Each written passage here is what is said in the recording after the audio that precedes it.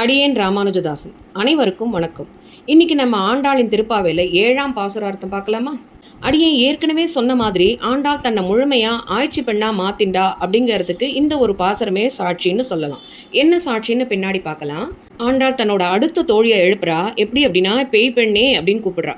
இங்கே பேய் பெண்ணேன்னுலாம் பேசலாமா அப்படின்னா, பேய்த்தனம் அப்படின்னா உலக இயல்பிலிருந்து மாறி இருக்கக்கூடிய உயர்ந்த தன்மை, வேகமாக செயல்களை செய்யக்கூடியவர்கள். உதாரணமாக ஒரு சிலர் ஏதாவது ஒரு வேலையை எடுத்துட்டா அதை முடிக்கிற வரைக்கும் உட்காராமல் செய்வா. அவளை நம்ம பேய் மாதிரி செய்கிறாப்பார் அப்படின்னு சொல்லுவோம் இல்லையா? அது மாதிரி தான் இங்கே இந்த பெண் தூங்குறதுல பேய்த்தனமாக தன்னை காட்டிக்கொள்கிறா. அதனால் அவளை பேய் பெண்ணே அப்படின்னு ஆண்டாள் கூப்பிடுறா. எப்படின்னா, இன்னும் தூங்குறியா, விடிஞ்சுடுத்துப்பார், அந்த நாராயணனை பாட எழுந்து வா அப்படின்னு கூப்பிடுறா. ஆனால் உள்ளே இருக்கிறவ என்ன சொல்கிறான்னா, விடிந்தமைக்கு அடையாளம் கேட்குறா. உடனே இவா சொல்கிறா, வழியன்கிற பறவைகளோட கீசு கீசுங்கிற சத்தம் உன் காதில் விழலியா அப்படின்னு கேட்குறா. ஆனால் அவளும் இல்லையே, நீங்கள் விடியற் காலையில் எழணும், கண்ணனை பார்க்கணும், பாடணும் அவனை அப்படிங்கிற எண்ணத்திலேயே தூங்க சென்றதால கனவுல பறவைகளோட ஒளியை கேட்டு விடிந்ததாக நினைத்து வந்து விட்டீர்கள் அப்படின்னு சொல்கிறா. அதற்கு ஆண்டாள் கோஷ்டியினர் சொல்கிறா, நறுமணம் வீசக்கூடிய கூந்தலை உடைய ஆய்ச்சியர்கள் தங்களோட கைவளைகள் குலுங்க, அணிந்திண்ட ஆபரணங்கள் ஒலிக்க, தயிர் கடையக்கூடிய ஓசை உனக்கு கேட்கலையா அப்படிங்கிற. அதாவது தயிர் அவ்வளோ கஷ்டப்பட்டு கடைவாளாம். வெறும் அப்படிலாம் கடைய முடியாது. நம்மூர் தயிர் மாதிரிலாம் இல்லை. ஆய்ப்பாடியில் தயிர் அவ்வளோ கெட்டியாக இருக்குமா. ஒரு பானை தயிரை கடைய முடியாதான். ஒரு பக்கம் கயிறை ஒருத்தி பிடிச்சிப்பாலாம், இன்னொரு பக்கம் கயிறை இன்னொருத்தி பிடிச்சிப்பாலாம். அந்த அளவுக்கு சுலபமாக இருக்காதான் அந்த தயிரை கடையிறது. அப்படி தயிரை கடையிறதுனால அவங்க போட்டுண்ட ஆபரணங்கள், கை வளையல்கள், தயிர் கெட்டியாக இருக்கிறதுனால அதனுடைய சத்தம், இந்த எல்லாமும் சேர்ந்த இந்த சத்தம் கூடவா உன் காதில் விழலை? ஏற்கனவே சொன்ன மாதிரி இதுதான் ஒரு சாட்சி. தயிர் கடையிறான் ஆய்ச்சி பெண்ணா மாத்திண்டா அப்படிங்கிறதுக்கு இந்த ஆய்ச்சியரோட குணமும் ஆய்ச்சியரோட செயல்பாடும் தான் அதுக்கு ஒரு சாட்சியாக இருக்குது. எங்களுக்கு தலைவியாக இருந்துட்டு நீ இப்படி செய்யறதெல்லாம் நல்லதில்லை. நாராயணன் கண்ணனா பிறந்து பெற்ற வெற்றிகளை நாங்கள் பாடிண்டு வரதை கேட்டுட்டு கூட நீ இன்னொன்று படுத்துட்டு இருக்கியே, ஒளி பொருந்தியவளே, உன்னோட வீட்டு வாசக்கதவை திறந்துண்டு வெளியில வா அப்படின்னு கூப்பிடுறா. ஆத்ம சமர்ப்பணம் பண்ணினா மட்டும் போராது, அவன்கிட்ட கைங்கரியம் பெற வேண்டாமா? அவன்கிட்ட அதை வேண்டி நாங்கள் கிளம்பி வந்துட்டோம், நீயும் எங்களோட சேர்ந்து கொள்ளவா அப்படின்னு கூப்பிடுறா.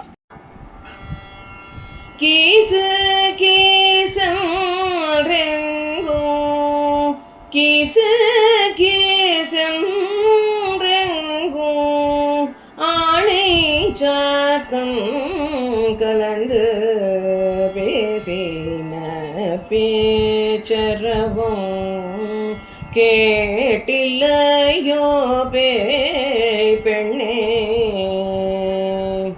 காசும் பிறப்போ கலகலப்ப கை பேத்து, காசும் பிறப்போ கலகலப்ப கை பேத்து, வாசனரும் குழல் ஆய்ச்சியர் மத்தினாள்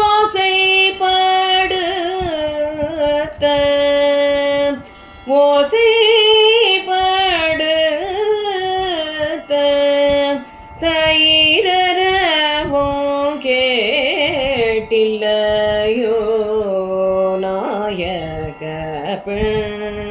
பிள்ளாய் நாராயணன் மூர்த்தி, நாயக பிள்ளாய் நாராயணன் மூர்த்தி, கேசவனை பாடவும் நீ கேட்டு கிடத்தியோ, கேசவனை பாடவும் நீ கேட்டு கிடத்தியோ, தேசமுடையாய் திறமேலோரும்